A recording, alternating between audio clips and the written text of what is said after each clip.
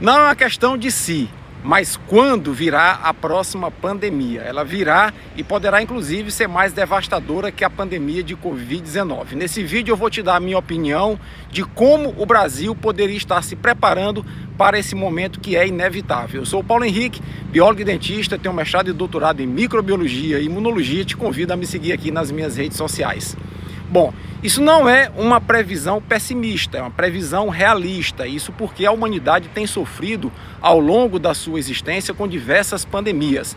Pandemia de varíola no Egito Antigo, que depois se reiniciou na Europa da Idade Média, pandemia de peste negra, pandemia de gripe espanhola, pandemia de HIV/AIDS, pandemia de Covid-19. Note que existe um ciclo das pandemias ao longo da história da humanidade. Na epidemia de varíola do Egito Antigo, e eu falo de epidemia, nem falo de pandemia, porque ela ficou basicamente confinada no Egito e no Oriente, milhões de pessoas morreram e a cura veio através da imunidade de rebanho às custas de milhões de mortos. Isso mesmo.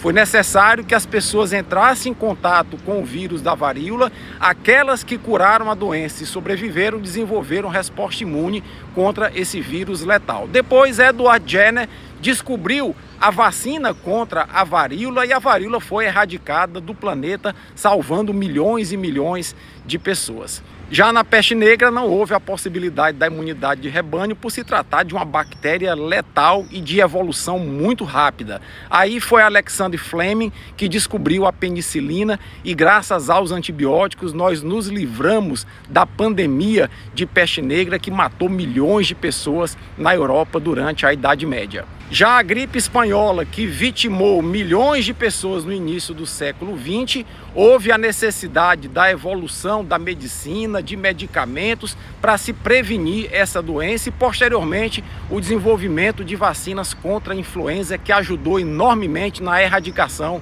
dessa pandemia.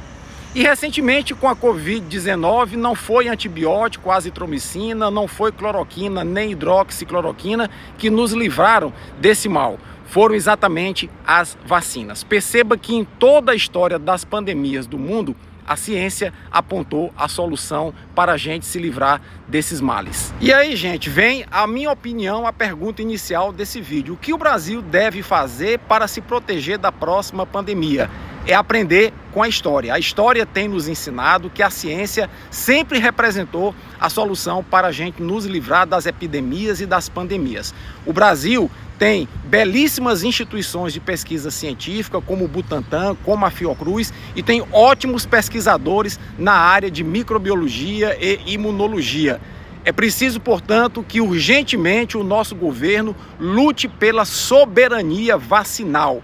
Isso significa maiores investimentos para os institutos de pesquisa, mais bolsas de pesquisa e iniciação científica para nossas universidades. Assim, a gente pode robustecer o parque tecnológico na área de biotecnologia e produção de vacinas e antibióticos que a gente tem, e assim nós vamos nos tornar autônomos em relação às vacinas e aos medicamentos para enfrentar as doenças infecto-contagiosas, livrando-nos da dependência de outros institutos e outros laboratórios internacionais que têm que atender a uma grande demanda internacional, colocando o Brasil da metade para trás na fila da entrega de vacinas e medicamentos. Lutar pela soberania vacinal é garantir um futuro com mais saúde para a população brasileira. Uma boa terça-feira a todos vocês e até a próxima. Viva a ciência!